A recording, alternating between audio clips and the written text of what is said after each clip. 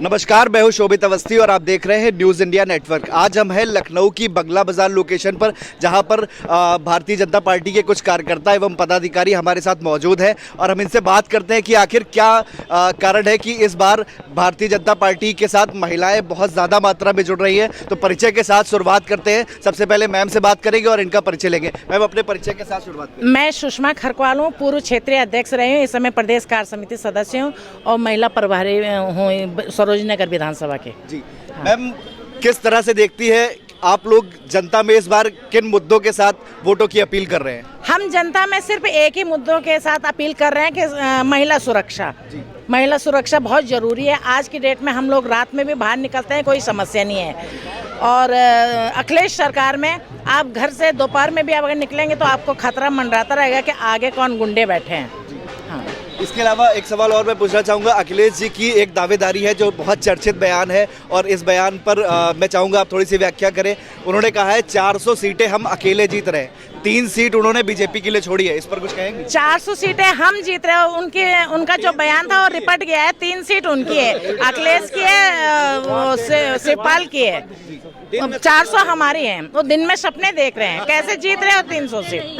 Ma'am, इसके अलावा महिला मोर्चा मंडल से आपने बताया कि आप है, तो महिलाओं के इस विचार में आप भाजपा को किस तरह से देखती है? किस तरीके से एक महिला भाजपा के बारे में सोचती है, एक आम महिला भाजपा की सरकार में बिल्कुल सुरक्षित है। आज जो बाबा जी कर रहे हैं, इनको देख करके सारी महिलाएं खुश हैं। अगर हमारा एक वोट एक बटन दबाएंगे तो बाबा जी का एक बुलडोजर तैयार हो जाएगा और बुलडोजर की वजह से सब महिलाएं बम है और सब भाजपा के साथ हैं। और महिलाओं को क्या नहीं दिया योगी जी ने, मोदी जी ने क्या नहीं दिया महिलाओं को? बहुत सारी योजनाएं, सर्वप्रथम योजनाएं महिलाओं के लिए बनाई है, सबसे ज़्यादा योजनाएं। मैम, प्रियंका गांधी कहती है मैं लड़की हूँ, लड़ सकती हूँ और महिलाओं को मेरा साथ देना चाहिए, इस पर क्या कहेंगी? वो पहले लड़की है, लड़ सकती है और परिवार से लड़ रही है। परिवार उसका साथ दे रहा है, उसका परिवार उसका साथ दे रहा है। उसकी चाची हमारे साथ है, उसका भाई हमारे साथ है, तो कहाँ उसका साथ दे रहा है? जब उसका परिवार उसका साथ नहीं दे रहा तो महिलाएं कैसे साथ देंगे? और क्या किया उन्होंने अभी तक महिलाओं के लिए?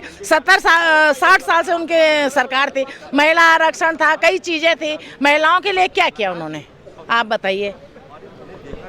और इसके अलावा 300 यूनिट बिजली, हाँ, आते ही उन्होंने दावा किया कि हम फ्री कर देंगे। भाई साहब, मैं इस पे एक बात कहती हूँ,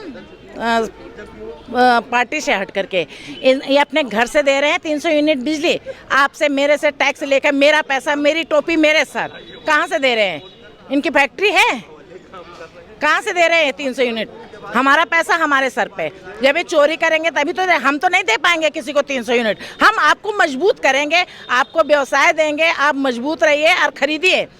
बाबा जी, मोदी जी आपको इतना मजबूत करेंगे कि आप खरीदेंगे और ये आपको इतना अपंग कर देंगे कि आपको सब फ्री चाहिए बैठे बैठे। कोरोना काल आया, इसमें जरूर हम लोगों ने राशन फ्री दी, इसलिए फ्री दी कि ये 100 साल में बड़ी आपदा आई है। इन 100 सालों में, मतलब 100 साल पहले आए थे, अब आई है, तो इसमें बिल्कुल हम लोग सब असहाय हो गए थे। प्राकृतिक आपदा है तो इसमें बहुत ज़रूरी था, इसलिए इस समय सबकी नौकरियां छूट गई थी, बहुत बड़ी। अगर मैं एक बात आपको कह सकती हूँ कि अगर बाबा मोदी ना होते तो आज बहुत बुरा हाल होता है ये कोरोना काल में। ये तो हम लोगों की, भारतवर्ष की किस्मत अच्छी है कि हमें मोदी और योगी जैसे नेता मिले हैं। विपक्ष का एक आरोप ये भी है कि जो फ्री का राशन और गैस इत्यादि ये दी जा रहे हैं, ये एक चुनावी स्टंट है जनता को लुभाने के लिए। गैस कनेक्शन कब से दिए जा रहे हैं और कोई फ्री नहीं दिया जा रहा है। कनेक्शन आपको दिया, आप भरवाइए। मैम, राशन की बात कर, राशन आपको कोरोना काल में दिया है, कोरोना काल के बाद फिर जब कोरोना खत्म हो जाएगा उसके बाद समाप्त है।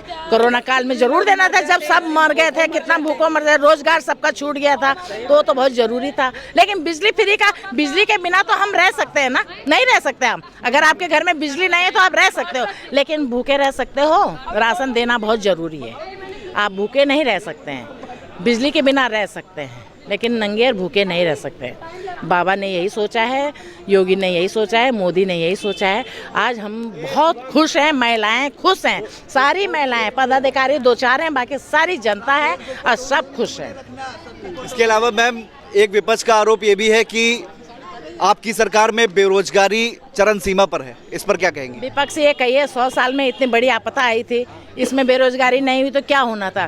सारी फैक्ट्रियां बंद हो गई थी, सब कुछ बंद हो गया था, दो महीने बिल्कुल सब बंद हो गया था, हम लोग बंद हो गए थे, कमरे के अंदर डिप्रेशन में आ गए थे। वो तो मोदी जी की सोच थी कि कभी घंटी बजाई, कभी थाली बजाई, कभी कुछ कराए, एक मनोरंजन करके हम लोगों को जिंदा रखा, नहीं तो क्या स्थिति होगी आप ये सोचिए हैं। तो इसमें क्या रोजगार, अगर अब धीरे धीरे रोजगार बढ़ रहा है, रोजगार मिलेगा।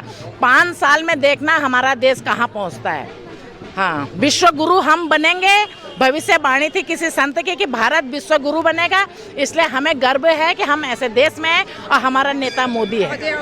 इसके अलावा मैं कहना चाहूँगा, प्रियंका गांधी जी ने अपने घोषणा पत्र में ऐसा भी कहा है कि 20 लाख युवाओं को वो रोजगार देंगे कांग्रेस सरकार यदि उनकी बनती है तो, इस पर क्या कहेंगे? 60 साल क्यों नहीं दिया? 60 साल तक तो उन्हीं की सरकार थी, क्या दिया उन्होंने?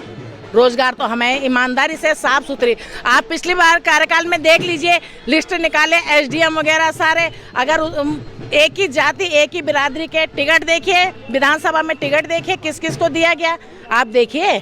यहाँ ये हिंदुस्तान है, ये भारतवर्ष है, यहाँ एक ही जाति नहीं है, आप सिर्फ 1 या 2 जाति के नेता हैं, बाकी कुछ नहीं। मोदी योगी जी सर्व स्वीकार है। इसके अलावा राजनीति से थोड़ा अलग हटकर मैं आपसे अगर एक सवाल पूछूं, कर्नाटक में बुरखा वर्सेस जो है गमछे का जो प्रकरण चल रहा है, इस विषय में आपको कुछ जानकारी है? जानकारी तो नहीं है, लेकिन मैंने अभी सुना नहीं, क्योंकि हम 1 हफ्ते से इसी में लगे हैं, ना न्यूज़ पढ़ते हैं ना कुछ पढ़ते, तो जानकारी तो नहीं है। लेकिन मैं बता सकती हूँ, मैं अगर ऐसे चल रही हूँ तो कोई समस्या नहीं है, लेकिन अगर मैं यूँ ढक के चलूँगी तो कौन आपको उसके बारे में बता देता हूँ। हाँ। ये मामला ये है मैम कि कर्नाटक में कुछ लड़कियों ने बुर्का पहनने की अपील की, तो उसके बाद उन्हें विद्यालय प्रशासन ने अंदर नहीं जाने दिया, और उसके बाद फिर उन्होंने वहाँ पे प्रदर्शन किया, मामला हाईकोर्ट तक पहुँच गया, और उसके बाद जो है अगले ही दिन कुछ बॉयज़ जो है अपना गमछा वमछा डाल के बीजेपी का और इस टाइप से आए, तो गमछा वर्सेस बुरखा ये वहाँ पर चल रहा है, इसको किस तरीके से देखते हैं? गमछा जो डाला वो तो मैं कह नहीं सकती, लेकिन बुरके में कौन आ रहा है इसकी भी ये भी प्रश्न चिन्ह है, कौन आ रहा है। मैंने अगर सर ढका है तो आप पहचान रहे हैं कि मैं कौन हूँ? हमारी पहचान तो यही है ना कि यही तो पहचान है, तो कैसे समझेंगे? आतंकवादी बुर्का पहन के आएगा, अंदर कोई घटना घट गई का मतलब क्या है फिर? नहीं, इसको कहीं ना कहीं इस तरीके से जोड़ा जा रहा है कि मतलब लड़कियों को स्वतंत्रता नहीं है अपने मर्जी से कपड़े पहनने की, या फिर इसको धार्मिक निष्पक्षता के रूप में भी देखा जा रहा है। धार्मिक करें चाहे स्वतंत्रता करें, ये सब गलत है, ये गलत है।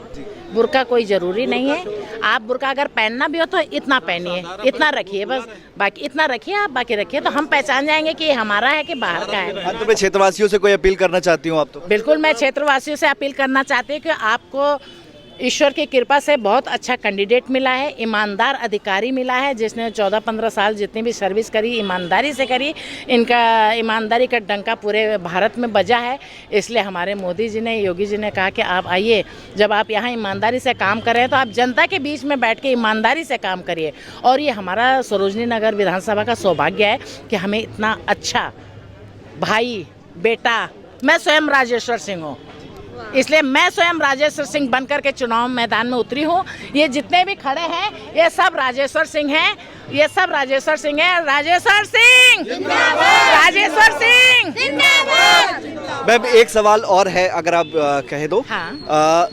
क्या भारतीय जनता पार्टी मुस्लिम वोटर्स को लुभाने में इस बार जो है समर्थ रही है? बिल्कुल रही है। मुस्लिम महिलाओं ने भाजपा को पूरा समर्थन किया है।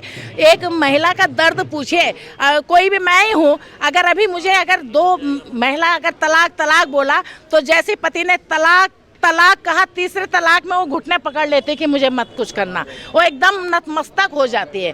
कम से कम उन्होंने तलाक पे कानून बनाया। अब आप दीजिए, आपकी हैसियत है तो तलाक दीजिए, आइए कोर्ट में लड़ेंगे। ये थोड़ा ना कि तलाक बोल दिया मैं अपने बच्चे लेके चली जाऊँ, वो बच्चे कोई वो मायके से लाई थी, वो बच्चे आपके थे, और आप तलाक करके बिल्कुल किनारे कर देंगे।